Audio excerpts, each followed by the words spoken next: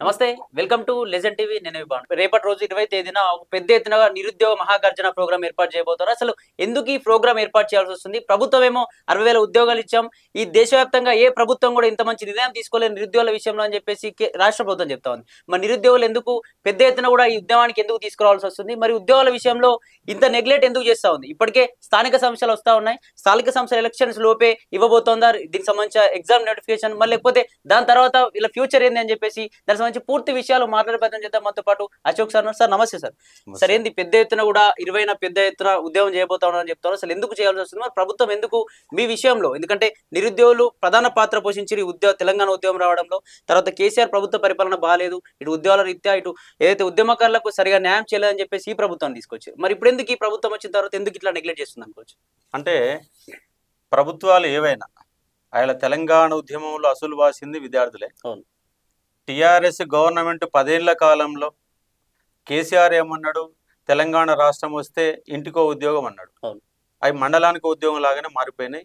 ఎంతో కొంత ఇచ్చారు, మొత్తం ఇవ్వలే అని చెప్పడం లేదు. వాళ్ళు కూడా పోలీస్ రిక్రూట్మెంట్ సంబంధించి 3 నోటిఫికేషన్ ద్వారా 50,000 ఉద్యోగాలు ఇచ్చారు. గురుకులకు నోటిఫికేషన్ వేశారు. 2వ నోటిఫికేషన్ ఇది కంప్లీట్ చేశారు. ప్రభుత్వం మారింది. వాళ్ళకు 1,00,000-1,50,000 ఉద్యోగాలు వాళ్ళు ఇచ్చారు. వీళ్ళు ఏమన్నారంటే, ఇక అసలు మేము కంపల్సరీ ఏమని చెప్తాం, గాలి మాటలు 100 చెప్తాం, రాసుకుందాం, ఏదని చెప్తాం. 420 హామీలు ఇచ్చారు మొత్తం. వాళ్ళు ఇచ్చిన హామీలు మొత్తం కూడా 420 హామీలు. డిసెంబర్ 9లోగా సంవత్సరంలోగా 2 లక్షల ఉద్యోగాలు ఇస్తామని చెప్పి వాళ్ళు ఇప్పటి వరకు అమలు చేసినటువంటి, వాళ్ళు ఇప్పటి వరకు అంటే నియామక పత్రాలు ఇచ్చినటువంటి 60,000 చెప్తారు కదా వాళ్ళు, 60,000 ఉద్యోగాలలో వాళ్ళు వేసిన నోటిఫికేషన్లకు సంబంధించినటువంటి నియామక పత్రాలు ఇచ్చింది కేవలం 5,000 ఉద్యోగాలు మాత్రం ఇచ్చారు. 60,000 ఉద్యోగాలు ఎవరివి అంటే గత గవర్నమెంట్ లో నోటిఫికేషన్ వచ్చింది, గత గవర్నమెంట్ లోనే ఎగ్జామ్ పెట్టిరు, గత గవర్నమెంట్ లోనే ఫలితాలు కూడా వచ్చినాయి. అన్ని వచ్చాక నియామక పత్రాలు మాత్రమే ఇచ్చాడు రేవంత్ రెడ్డి. అది కూడా హంగు ఆర్భాటాలతో నిజాం కాలేజ్ గ్రౌండ్ లో, ఇగో మేము ఇస్తున్నాం చూడు ఉద్యోగాలు అన్నట్టుగా బిల్డప్ ఎక్కువ, బిజినెస్ తక్కువ. వీళ్ళది బిల్డప్ ఎక్కువ, బిజినెస్ తక్కువ. అసలు వీళ్ళు ఏం ఉద్యోగాలు ఇవ్వలేదండి. వీళ్ళు జీరో, ఇప్పటిదాకా అసలు ఉద్యోగాలు ఇవ్వలేదు. ఎందుకంటున్నంటే 60,000 ఉద్యోగాలకు సంబంధించి నియామక పత్రాలు ఇచ్చామని చెప్పారు. 60,000 ఉద్యోగాలలో 10,000 ఉద్యోగాలు మిగిల్చుకున్నారు.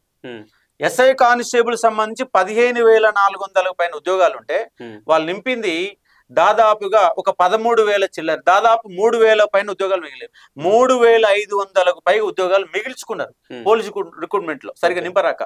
అలాగే గురుకులాకు సంబంధించి కూడా డిఏలు, జేఏలు, పీజీటీ, టీజీటీ వరుసగా నింపాల. అట్లా నింపకుండా మధ్యలో పీజీటీ నింపారు. ఎందుకు నింపారు అంటే డిఎల్, జేఏలకు ఇంటర్వ్యూ ఉంటుంది. ఇంటర్వ్యూ అయిపోతా ఎన్నికలు వస్తున్నాయి, ఎంపీ ఎన్నికలు వస్తున్నాయి. వాళ్ళ ఎంపీల ఎన్నికల కోసం రేవంత్ రెడ్డి అనే దుర్మార్గుడు ఆడిన నాటకంలో 2,500 మంది గురుకుల పిల్లలు రోడ్డున పడ్డారు. వాళ్ళకు ఉద్యోగాలు వచ్చాయి, మార్కులు వచ్చినాయి. యాజ్ దట్ లిస్టు ప్రకారం వాళ్ళు ఇచ్చిన 9,000 ఉద్యోగాల లిస్టు వాళ్ళ పేరున్నది. కానీ ఇక్కడ ఏమైంది, వచ్చిన ఆయనకి 2-3 ఉద్యోగాలు వచ్చినాయి. అంటే పీజీటీ వచ్చింది ఆయనకు, జేఎల్ వచ్చింది, డిఎల్ వచ్చింది. ముందుగా పీజీటీ పెడితే పీజీటీ జాయిన్ అయ్యాడు. తర్వాత మళ్ళీ డిఎల్ వస్తే డిఎల్ షిఫ్ట్ అయ్యాడు. డిఎల్ షిఫ్ట్ అయ్యేసరికి ఇక్కడ జేఎల్, పీజీటీ 2 ఆగమైపోయినాయి కదా. అట్లా 2,500 ఉద్యోగాలు మిగిలినాయి. కేవలం వీళ్ళు నియమించడం రాక, అంటే నియామక పత్రాలు ఇవ్వడం రాక, ఎన్నికలను దృష్టిలో పెట్టుకొని చేసిన అడావుడిలో 2,500 గురుకుల బిడ్డలు రోడ్డు పాలయ్యారు. వాళ్ళకు ఉద్యోగం వచ్చి 2,500 కుటుంబాలని నాశనం చేశాడు రేవంత్ రెడ్డి. ఆయన ఉద్యోగం మంచిగా ఉండడం కోసం ఎంపీ ఎన్నికల్లో వాళ్ళ బలం ఉంటే కాపాడుకోవడం ఉద్దేశంతో ఆయన ఒక్క రేవంత్ రెడ్డి అనే తెలివి తక్కువ ముఖ్యమంత్రి వల్ల, మళ్ళీ చెప్తాను, తెలివి తక్కువ ముఖ్యమంత్రి వల్ల 2,500 కుటుంబాలు రోడ్డున పడ్డాయి. ఈ ఆడిచ్చరే మీరు ఉద్యోగాలు? గత గవర్నమెంట్ లో వచ్చిన నోటిఫికేషన్లకు ఎగ్జామ్ పెట్టిన ఆడికి నియామక పత్రాలు ఇచ్చేసి మేము ఇచ్చిన లెక్క చెప్తున్నారు. మీకు దమ్ము ధైర్యం ఉంటే మీ ఎన్నికల మేనిఫెస్టో చూపిస్తాను. ఇప్పుడు ఇక్కడ చూడండి, కాంగ్రెస్ జాబ్ క్యాలెండర్ అని, ఇది ఆంధ్రజ్యోతిలో వచ్చిన పత్రిక కటింగ్ అనుకుంటా. డేట్లు చూడండి, ఇక్కడ 1/4/2024, 15/12, phase 1, phase 2, phase 1, phase 2, phase 1 ఎంత అద్భుతంగా, ఎంత నీటుగా, అంటే ఎంత మోసం చేశారో చూడండి. అందంగా పేపర్లలో పత్రికలు ఇచ్చేసి అన్ని 2024 అండి. 2024లో రావాల్సిన ఉద్యోగాల నియామక నోటిఫికేషన్లు ఇప్పటి వరకు రాలే. అంటే ఏంది భర్తీ ఏంది మరి పరిస్థితి వీటిలో? అసలు ఇయ్యరండి, వాళ్ళు ఇయ్యొద్దని డిసైడ్ అయ్యారు. వాళ్ళు ఇయ్యొద్దని డిసైడ్ అయ్యారు. ఇవాళ బీసీల రిజర్వేషన్ 42% కూడా ఏదో మా పని అయిపోయిందని అవతల పడేసారు. అది కూడా ఇచ్చే పరిస్థితి కనబడతలేదు, ఇది ఇచ్చే పరిస్థితి కనబడతలేదు. అందుకే మీరు ఇస్తున్నటువంటి కాంగ్రెస్ జాబ్ క్యాలెండర్ ప్రకారం నోటిఫికేషన్లు 2 లక్షల ఉద్యోగాల నోటిఫికేషన్లు తక్షణమే విడుదల చేయాలనే డిమాండ్తోనే రేపు 20వ తారీఖు నాడు 10 గంటలకు ఇందిరా పార్క్ వద్ద మహాగర్జన నిర్వహించబోతా ఉన్నాం. ఎన్నో లాగాల మీరు డిసెంబర్ 9 పోయినాక కూడా 6 నెలలు ఆగినాం. అంటే ప్రభుత్వం ఏం చెప్తున్నట్టు ఎస్సీ వర్గీకరణ ఒకటేసారి వచ్చిన తర్వాత బీసీ కులగణన కూడా చేయాల్సి వచ్చింది కాబట్టి ఈ విషయంలో కొంచెం డిలే జరిగింది, కొంచెం సమయం ఇవ్వండి అని చెప్పేసి బల్మూరు వెంకట్ కావచ్చు, ఇంకొందరు రియాజ్ సార్ కావచ్చు, ముఖ్యమంత్రి రేవంత్ రెడ్డి కూడా చెప్తా ఉన్నాడు. మరి కొంచెం ఆగితే వచ్చే ఛాన్స్ ఏమైనా ఉందేమో అనిపిస్తుంది. ఎస్సీ వర్గీకరణ అయిపోయి 2 నెలలు అవుతుంది కదా, 2 నెలలు అయిపోయింది. ఇప్పుడు ఆల్రెడీ అసెంబ్లీలో పెట్టారు కదా, మీరు అసెంబ్లీలో జాబ్ క్యాలెండర్ పెట్టారు. మరి జాబ్ క్యాలెండర్ వాళ్ళు ఎమ్మడి ఇవ్వడానికి ఏంటి నొప్పి? వీళ్ళకు వాళ్ళకి ఇచ్చే ఉద్దేశం లేదు కదా. అంటే ఏదో ఈ స్థానిక సంస్థల ఎన్నికల్లో ఏదో విధంగా మభ్య పెట్టాలి, అవతల పడాలి. ఇప్పుడు ఈ ఒక్కసారి ఈ 1 మంత్ తప్పించుకుంటే స్థానిక సంస్థల ఎన్నికలు వస్తాయి. ఆ స్థానిక సంస్థల ఎన్నికల పేరుతో ఎన్నికల కోడ్ ఉంది కాబట్టి ఇవ్వటం లేదు అని తప్పించుకోవడం కోసం వాడుతున్న ఒక జగన్ నాటకం ఇదంతే. అందుకే త్వరలో అంటారు. త్వరలో ఎందుకండి? అలా తేదీలు ఇచ్చిన వాటికి మళ్ళీ తేదీలు ఇచ్చి ఎగ్జామ్ పెట్టరాదు. 2024 2025 ఇంప్లిమెంట్ చేయి. 2024 డిసెంబర్ 9లోగా నింపాల్సిన ఉద్యోగాలని 2025 డిసెంబర్ 9లోగా నింపు. పోయిన సంవత్సరం ఇయర్ క్యాంటే ఈ సంవత్సరం ఇంప్లిమెంట్ చేయమని డిమాండ్ చేస్తున్నాం. అడగడం తప్ప లేదు, అడగాల్సిందే కదా. రైతులకు ఇవ్వాల్సిన రైతు బంధు మీరు ఇస్తున్నారు కదా, 2 లక్షల రుణమాఫీ ఇస్తున్నారు, సగం మాఫీ చేసి సగం ఇవ్వలేదు. వాళ్ళ రైతు బంధు కూడా 7,500 ఇస్తామని చెప్పి 6,000 కుదించారు. 2 లక్షల ఉద్యోగాలు ఇవ్వలేవు, 50,000 ఇస్తాం. ఇప్పుడు నేను ఏమంటున్నా, 2 లక్షల ఉద్యోగాలు ఇస్తాం, మా ఖజానా లేదు. ఖజానా అంటే మా ఖజానా సోయి లేకుండానే మేము అధికారంలోకి వచ్చినాము. అసలు బడ్జెట్ ఎంత ఉందో తెలియదు, రెవెన్యూ లెక్కలు ఏందో తెలియదు, అసలు దేని లెక్కలు ఎంత ఇన్కమ్ వస్తే కూడా మాకు అవగాహన లేదని చెప్పేసి ముఖ్యమంత్రి చెప్తా ఉన్నాడు. ఎందుకంటే నన్ను కోసుకొని నా కాడ ఏం లేదన్నాడు. మరి ఏం లేకుండా ఎందుకు వచ్చిన అధికారంలోకి? ఆ మాత్రం సోయి లేకుండా సీఎం సీట్లో కూర్చున్నావా? నీకు ఎంత బడ్జెట్ వస్తుంది, ఎంత ఖర్చు అవుతుంది, ఎంత లెక్కలు లేకుండానే మొత్తం లంకె బిందుల్లో వచ్చినా అంటాడు. అసలు ఆయన రాజకీయ నాయకుడు అనుకుంటా, రాష్ట్ర ముఖ్యమంత్రి అనుకుంటుండా? ఆయన జడ్పీటీసీగా పనిచేసి అదే జడ్పీటీ స్థాయిలో మాట్లాడుతుంది తప్ప ముఖ్యమంత్రి హోదాలో మాట్లాడతలేదు. ముఖ్యమంత్రి హోదాలో రాష్ట్రం యొక్క ఆర్థిక పరిస్థితిని కూడా గుమ్మనంగా పెట్టుకొని రాష్ట్రం బాగానే ముందుకు పోతుందంటే రాష్ట్రంలో అన్ని రకాల కార్యక్రమాలు నడుస్తాయి. అంతా పండుకుంది, రాష్ట్రాన్ని మొత్తం పడుకోబెట్టిండు. రియల్ ఎస్టేట్ మొత్తం నిండా ముంచిపడేసిండు. రియల్ ఎస్టేట్ బంద్ చేసరికి అన్ని రకాల వ్యాపారం, ఎవరు రోడ్డు మీద పోయి ఎవరు పోయినా కూడా ఏం బిజినెస్ లేదు. ఈ కాంగ్రెస్ వచ్చింది, బిజినెస్ మొత్తం పోయింది. ఈ కాంగ్రెస్ బిజినెస్ మొత్తం పోయింది అనే ఒక పరిస్థితి తీసుకొచ్చింది మొత్తం. అంటే కాంగ్రెస్ పార్టీ వచ్చిన తర్వాత కూడా, ప్రభుత్వం అధికారంలోకి వచ్చిన తర్వాత కూడా జాబ్లు చాలా అమ్ముకున్నారని చెప్పేసి కూడా ప్రచారం జరిగింది. అదే విధంగా ఐటీ మినిస్టర్ గారిని సమస్య కొండా సురేఖ, ఒక మినిస్టర్, దేవాదాయ మినిస్టర్ ఉన్నటువంటి ఏరోనాటికల్ ఇంజనీర్ మా మనమడు ఉన్నట్టు జాబ్ పెట్టారని, ఇట్లాంటివి ఎట్లా చూడొచ్చు? అంటే వాళ్ళ కోసమే తెలంగాణ తెచ్చుకున్నారు అనుకోవచ్చా? అంటే కాంగ్రెస్ ప్రభుత్వంలో వాళ్ళ మనమలకి వాళ్ళ పిల్లల కోసమే జాబులు తీసుకోవడం కోసం పోరాటం చేసి తెలంగాణ తెచ్చామనుకోవచ్చా? 10 ఏళ్ల పాటు అధికారాన్ని దూరంగా ఉన్నారు వాళ్ళు. ఆ దూరంగా ఉన్న నేపథ్యంలోనే ఉన్న కాడికి ఎట్ట సంపాదించుకోవాలా? ఎన్ని రోజులు ఆర్థిక లోటుతో ఉన్నారు కదా. ఇప్పుడు లోడ్ బడ్జెట్ తో ఉన్నటువంటి కాంగ్రెస్ నాయకుల గల్ల పెట్టాలని మిగిలి బడ్జెట్ గా మార్చుకునే ప్రయత్నం జరుగుతుంది. దాంట్లో భాగంగానే 200కు పైన ఉద్యోగాలు, గ్రూప్ 1 ఉద్యోగాలు ముమ్మాటికి అమ్ముకున్నారని 100 సార్లు ఆరోపణ చేశాను. అది వాస్తవాలు ఇంతవరకు బయట పెడతలేరు. ఉన్నారు దొంగలు, వాళ్ళే పంచుకున్నారు. 200 పైన ఉద్యోగాలు అమ్ముకున్నారు వాళ్ళ కార్యకర్తలకు, వాళ్ళకి చెప్పేసి. అది కూడా డబ్బులకి అమ్ముతారు, ఒట్టిగా ఏమి. అట్లా కూడా వాళ్ళ కార్యకర్తలకు, వాళ్ళ చుట్టాలకు ఇచ్చినా కూడా డబ్బులకి అమ్ముకుంటారు. డబ్బులకు అమ్ముకున్నా కూడా మీ ఓడికి ఉద్యోగం ఇస్తామని చెప్పుకోవడం కోసం 200 పైన ఉద్యోగాలు నిక్కచ్చిగా అమ్ముకుంటే అది కోర్టుల కేసు నడుస్తా ఉంది.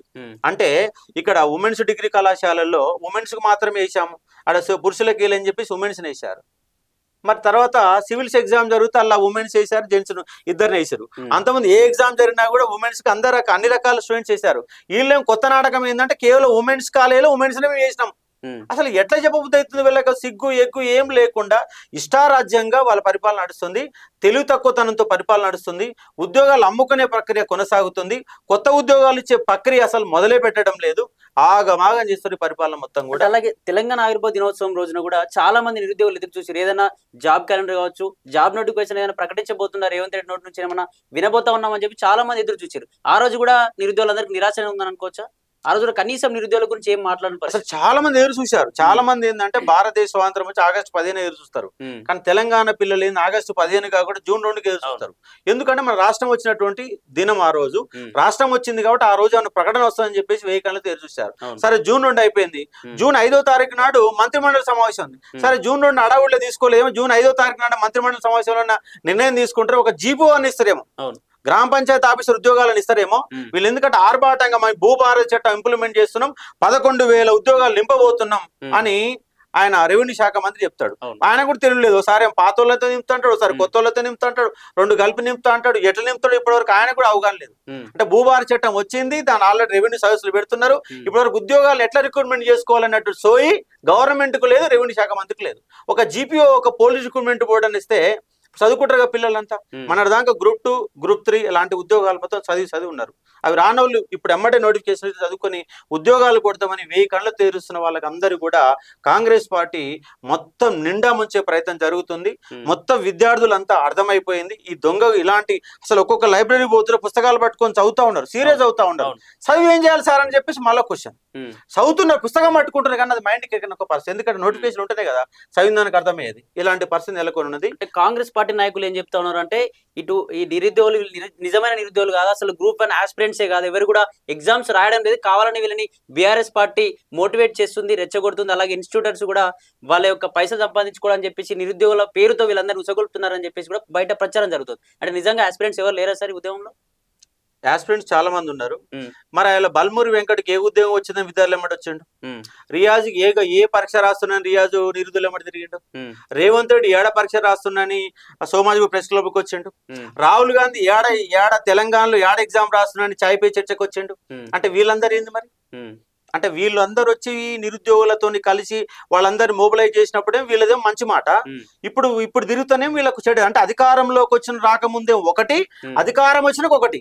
నిజంగా మీరే చెప్పండి. ఇప్పుడు మీరు అడిగిన క్వశ్చన్ కి నేను సమాధానం చెప్తున్నా.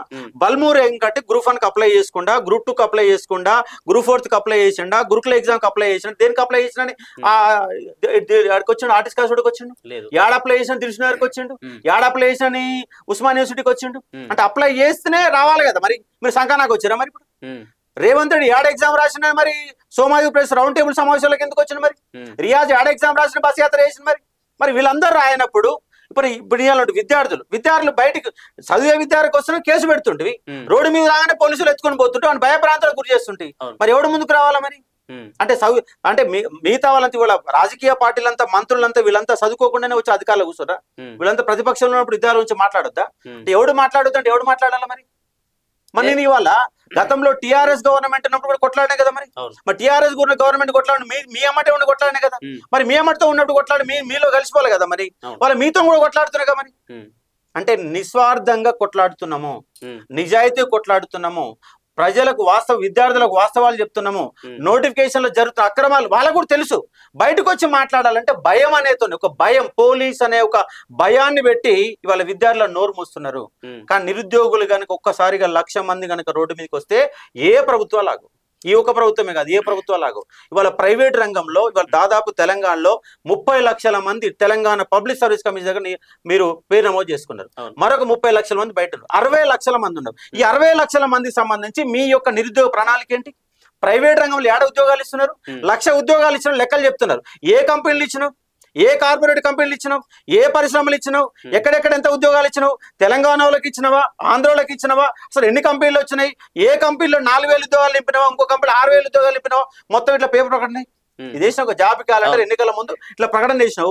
నిజంగా నువ్వు 1,00,000 ఉద్యోగాలు ప్రైవేట్ రంగంలో కలిపి ఏ కంపెనీలు తెలుసు కదా మీకు? ఏ కంపెనీలు ఎన్ని ఉద్యోగాల సంగతి మీకు తెలుసు కదా? కార్మిక శాఖ అనే ఒక మంత్రిత్వ శాఖ ఉంది కదా. మరి కార్మిక మంత్రిత్వ శాఖ పరిధిలో 1,00,000 ఉద్యోగాలు ఇచ్చిన పలానా కంపెనీలు అని చెప్పేసి ఇలాంటి పేపర్ ప్రకటన చేయండి. మేము నిజంగా నమ్ముతాం, లెక్కలు తీసుకుంటాం. మరి ఇన్ని దొంగ మాటలు అండి వీళ్ళవి. అసలు వీళ్ళకు నిరుద్యోగులు అంటే ప్రేమ గాని, అసలు అయ్యో ఇన్ని హామీలు ఇచ్చినాం, ఈ లత్కోర్ మాటలు చెప్పిన ఫీలింగ్ కూడా వాళ్ళకి లేదు. మేము మస్తు చెప్తాం అధికారం రావడానికి అన్నట్టుగా మాట్లాడే ఒక పరిస్థితి వీళ్ళల్లో ఉంది. కాబట్టి దీన్ని ప్రజలందరికీ తెలవాలన్న ఉద్దేశంతోనే, ప్రభుత్వం యొక్క మెడలు ఉంచాలన్న ఉద్దేశంతోనే ఈ 2 లక్షల ఉద్యోగాల సాధనకై జూన్ 20వ తారీఖున సభాస్థల ఇందిరా పార్క్ వద్ద జాబ్ క్యాలెండర్ పేరుతో మోసం చేసిన కాంగ్రెస్ సర్కార్ ఉద్యోగాల కోసం నిరుద్యోగుల ఉద్యమ జెండా పట్టుకొని 7,400 జీపీ నోటిఫికేషన్ ఉద్యోగాలు ఇవ్వాలని, 20,000 పోలీస్ నోటిఫికేషన్ ఇవ్వాలని, అలాగే డిఎస్సి, గురుకుల, మోడల్ స్కూలు, డిప్యూటీ సర్వేయర్ ఉద్యోగాలు ఎట్లా నింపుతారు అనే సంగతి మంత్రికే తెలియని ఒక పరిస్థితి ఉంది. డైరెక్ట్ గా నింపాలని, అలాగే గ్రూప్ 1, గ్రూప్ 2, గ్రూప్ 3, డిఏలు, జేఏలు, AE, AW, JLM, health, forest, agri, horticulture, veterinary, librarian ఇవా ఇంకా 10 రకాల ఉద్యోగాలు ఉన్నాయి. ఇవన్నీ బట్టక దిమ్మి రాయలే. ఇన్ని రకాల ఉద్యోగాలకు సంబంధించినటువంటి ప్రక్రియ కూడా మేమే చేస్తామని చెప్పేసి జాబ్ క్యాలెండర్ లో ఏ ఉద్యోగాలు ఎప్పుడు ఇస్తామని చెప్పేసి ప్రత్యక్షంగా రాసుకున్నారు. సిగ్గు అనిపిస్తలే ఇవన్నీ చూసుకోవడానికి. మీరు భగవద్గీత అంటారు కదా మీ ఎన్నికల మేనిఫెస్టో, మీ భగవద్గీతను మీరే చింపేస్తున్నారు, మీ భగవద్గీతను మీరే నాశనం చేస్తున్నారు. మీ ప్రభుత్వంపై నమ్మకం ఉండే, ఎందుకంటే టీఆర్ఎస్ గవర్నమెంట్ లో అహంకారం ఎక్కువైంది అన్నటువంటి ఒకే ఒక కారణంతో నిజంగా వాస్తవంగా గ్రూప్ 1 పేపర్ లీక్ అయిన రోజు కేటీఆర్ అనే వ్యక్తి జాగ్రత్తగా మాట్లాడి ఇగో నీడ కుర్చేసుకుని కూర్చొని మాట్లాడుతున్నా ఒక్క ఉద్యోగం కూడా అక్రమాలు జరగకుండా చూసుకునే బాధ్యత నాదని చెప్పేసి ఒక్క హామీ ఇచ్చి ఉంటే నిరుద్యోగుల తరపున మా ప్రభుత్వం ఉంది, ఖచ్చితంగా ఉద్యోగాలు ఇస్తాం, ఒక్క ఉద్యోగులు అక్రమాలు జరగవని హామీ ఇచ్చి ఉంటే ఇవాళ కాంగ్రెస్ గవర్నమెంట్ అధికారులు ఉండేది కాదు. ఇవాళ నిరుద్యోగులు అంటే విద్యార్థులు అనేవాళ్ళు ప్రభావిత వర్గం, వాళ్ళు ఒక్కలే ఓటేయరు.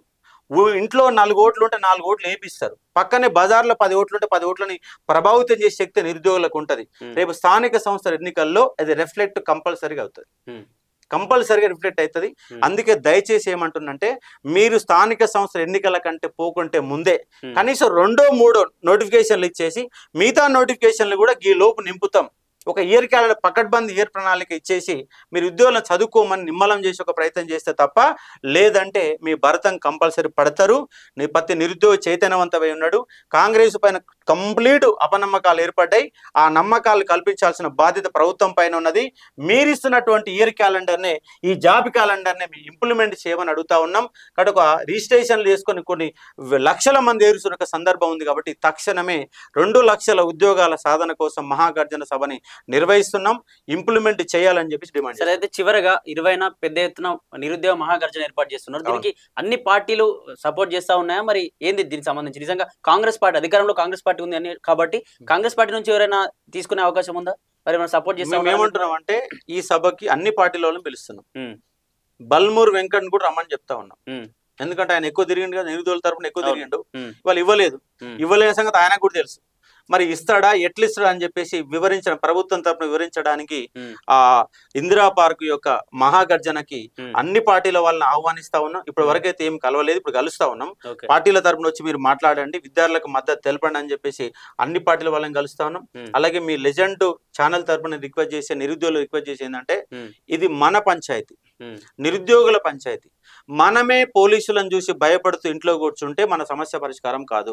కట్టి ప్రతి నిరుద్యోగి స్వచ్ఛందంగా రేపు జరగబోయే ఇందిరా పార్కు మహాధర్నాకి తరలి రావాలని, మనకు సమస్యని ప్రభుత్వానికి విన్నవించే విధంగా మన పోరాటం ఉండాలని చెప్పి స్వచ్ఛందంగా ఇందిరా పార్కు 20వ తారీఖు నాడు శుక్రవారం తక్షణమే అక్కడికి వచ్చి మన బల ప్రదర్శన చేయాల్సిందిగా రిక్వెస్ట్ చేస్తా ఉన్నాం. Okay, thank you sir.